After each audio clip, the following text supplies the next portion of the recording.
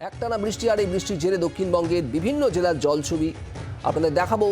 বাঁকুড়া, মুকুটমণিপুর এবং দুর্গাপুর ব্যারেজ থেকে জল ছাড়ার ফলে বাঁকুড়ার একাধিক নদী ফুঁসছে। দ্বারকেশ্বর, গন্ধেশ্বরী, ভৈরব বাঁকি, দামোদর সহ বিভিন্ন নদীতে জল বেড়েছে আর এর জেরে একাধিক সেতু জলের তলায় চলে গিয়েছে। ইতিমধ্যেই বাঁকুড়ার সোনামুখী, ইন্দাস, পাত্রসায়রের বড়জোড়া সহ বিভিন্ন এলাকায় তৈরি হয়েছে বন্যা পরিস্থিতি।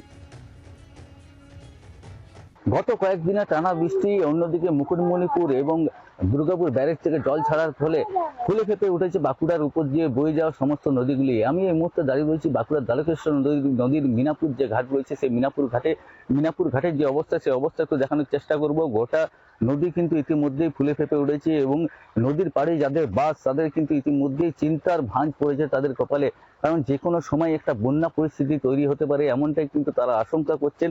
ইতিমধ্যে বাঁকুড়ার ইন্দাস, পাত্রসায়র, সোনামুখী সহ যে বিভিন্ন এলাকাগুলি রয়েছে, প্রত্যেকটা এলাকাগুলিতে দেখতে পাওয়া যাচ্ছে যে ইতিমধ্যে যে গ্রাম, সে গ্রামে কিন্তু জল ঢুকতে শুরু করেছে এবং দামোদর নদী ফুলে ফেঁপে ওঠার ফলে যে এই এলাকাগুলি রয়েছে, ইন্দাস, পাত্রসায়র, সোনামুখী, সমস্ত এলাকায় কিন্তু ইতিমধ্যে জল ঢুকতে শুরু করেছে এবং এর ফলে চিন্তার ভাঁজ পড়েছে এলাকার মানুষের।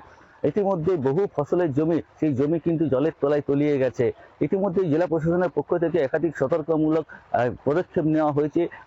মাইকিং করা হচ্ছে বিভিন্ন যে নদী এলাকাগুলি রয়েছে, সেই নদী এলাকাগুলিতে যে মানুষজন, তারা যেন নদীর যে সমস্ত বিপজ্জনক যে সেতুগুলি রয়েছে, যেগুলো ইতিমধ্যেই জলের তলায় তলিয়ে গেছে, সেগুলো দিয়ে যাতে পারাপার না করে, এবং অন্যদিকে যে সমস্ত কাঁচা বাড়িগুলি রয়েছে, যে সমস্ত বাড়িগুলো ধসে যাওয়ার একটা আশঙ্কা রয়েছে, সে সমস্ত বাড়িগুলিতে তারা যেন বসবাস না করে যে সমস্ত ত্রাণ শিবির করা হচ্ছে, সেই সমস্ত ত্রাণ শিবিরে তারা যেন আশ্রয় নেয়, সেই বিষয়ে সতর্ক করা হচ্ছে।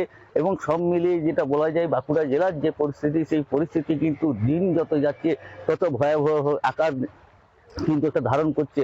ইতিমধ্যেই যদি বৃষ্টি যদি থামে, বৃষ্টি যদি অবিরাম আরো হয়ে যায়, তাহলে সেক্ষেত্রে একটা ভয়াবহ রূপ নেবে, এমনটি কিন্তু বলাই যায়। বাঁকুড়া থেকে মৃত্যুঞ্জয় দাস, জি24 ঘন্টা।